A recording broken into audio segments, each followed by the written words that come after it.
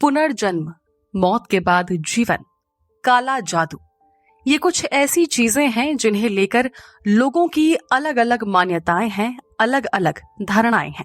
कुछ लोग इन चीजों पर बिल्कुल विश्वास नहीं करते हैं, तो समाज का एक तबका इन पर इस कदर विश्वास रखता है कि किसी शख्स की जान भी ले लेता है तो अपनी भी दे देता है।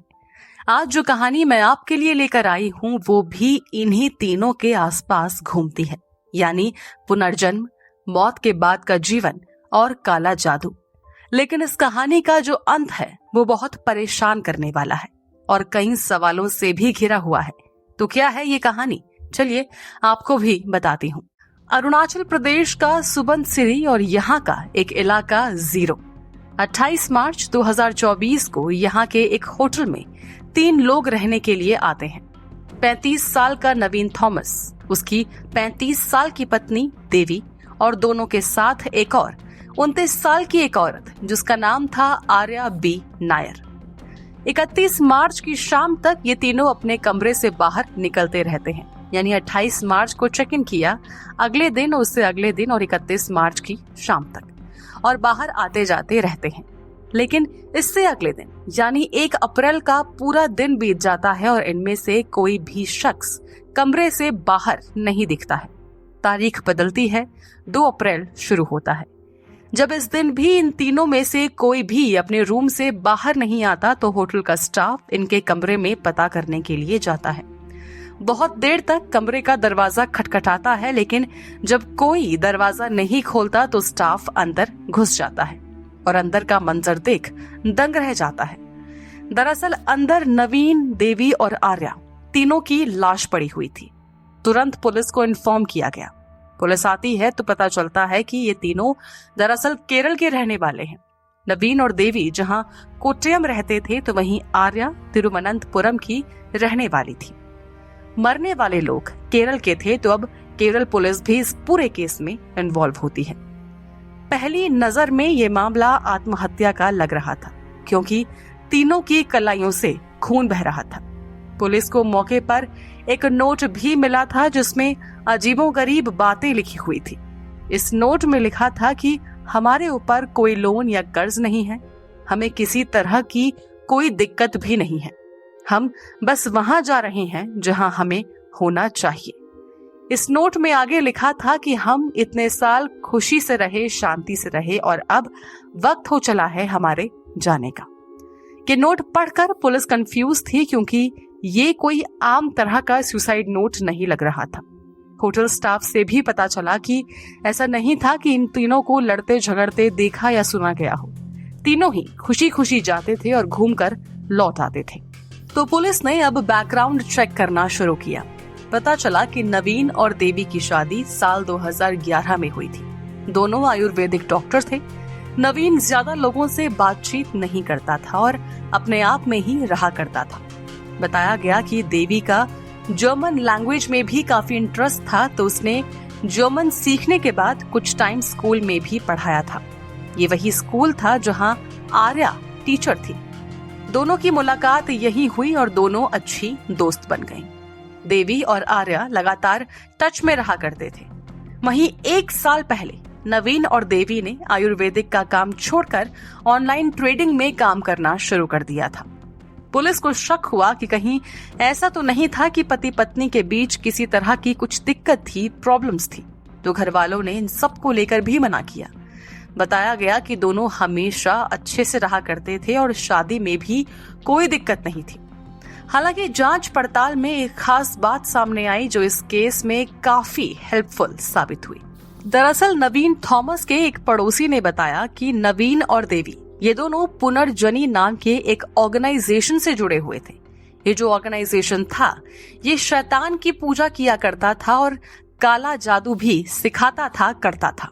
वहीं आगे पड़ताल में ये भी सामने आया कि बीते 3 साल से नवीन और देवी इस ऑर्गेनाइजेशन से जुड़े हुए थे। इतना ही नहीं, देवी के फोन में भी आखिरी बार गूगल पर मौत के बाद जीवन को लेकर काफी कुछ सर्च किया हुआ था। सामने आया कि 2021 से आर्या के ईमेल पर भी किसी दूसरे प्लैनेट यानी दूसरे ग्रह पर नई जिंदगी शुरू करने जैसे ईमेल आ रहे थे। पुलिस इन सब की जांच कर ही रही थी कि इस दौरान पुलिस को नवीन की कार से कुछ पत्थर मिले जिनकी शेप काफी अलग थी। वो मूर्तियां नहीं थी लेकिन किसी तरह के आकार में थी। इन पत्थरों के साथ पुलिस को कुछ तस्वीरें भी मिली। ये तस्वीरें भी काफी अजीब थी।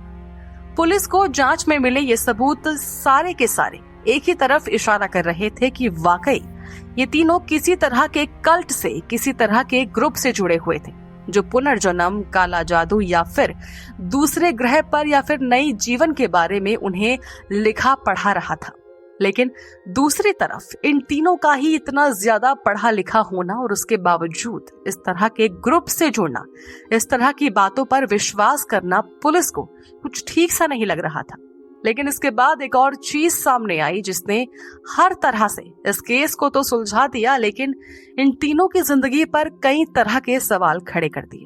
दरअसल इन तीनों का एक व्हाट्सएप ग्रुप था जहां तीनों अक्सर ही दूसरी दुनिया या दूसरे ग्रह की बातें किया करते थे। एलियंस के अस्तित्व को लेकर और दूसरी दुनिया में होने वाली जिंदगी को लेकर तीनों के बीच में काफी ज्यादा कॉन्वर्सेशन होती थी। आम लोगों की तरह या आम दोस्तों की तरह इन तीनों की कोई बातचीत ही नहीं थी। इन चैट्स में ये भी पता चला कि तीनों के बीच रिश्ता काफी मजबूत था। ये तीनों ही एक दूसरे की बेहद परवाह करते थे और प्यार करते थे। चैट्स में पुलिस ने गौर किया कि एक खास नाम का जिक्र बार बार हो रहा था और ये नाम था मिठी। इन तीनों के लैपटॉप्स और फोन्स को जब खंगाला गया तो एक और हैरानी वाली बात पता चली जिसको जानकर पुलिस के पैरों तले जमीन खिसक गई। पता चला कि ये जो मिठी है ये असल में एंड्रोमेडा गैलेक्सी की रहने वाली एक एलियन है। जी हाँ, पुनर्जन्म, काला जादू, मौत के बाद जीवन से भरी हुई इस अजीबोगरीब कहानी में अब एक एलियन की भी एंट्री हो गई है।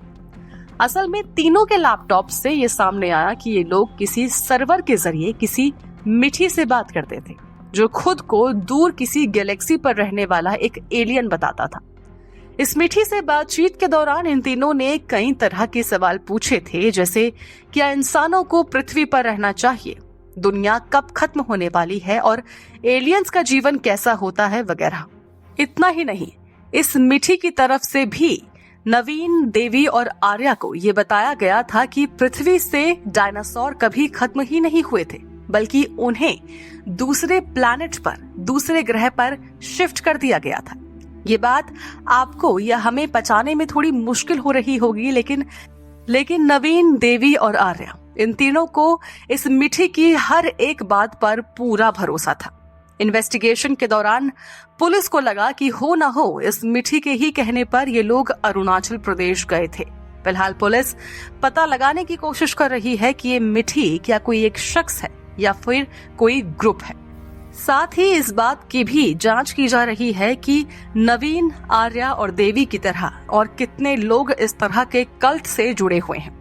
बता दूं कि फिलहाल इस मामले में तहकीकात चल ही रही है, लेकिन अजीबोगरीब चीजों से भरे इस केस ने वाकई पूरे केरल को चौंका दिया है। केस में काफी कुछ सामने आ चुका है, लेकिन अभी भी ऐसी कई इंपॉर्टेंट जानकारियां हैं जो पुलिस को इकट्ठा करनी बाकी हैं और जिनके जरिए ही नवीन, देवी और आर्या न सिर्फ इन तीनों की मौत की असली कहानी पता चल पाएगी, बल्कि उन सवालों के भी जवाब मिल पाएंगे जो आम लोगों के, यानी कि आपके और हमारे मन में है। वैसे आप इस पूरे केस को लेकर क्या सोचते हैं? आपके दिमाग में इन तीनों की जिंदगी या इस पूरे केस से जुड़े हुए क्या कुछ सवाल हैं? जरूर शेयर कीजिए हमसे अपने व्यूज अपने कमेंट्स के थ्रू और सब्सक्राइब करना बिल्कुल न भूलें हमारा चैनल डार्क टेल्स।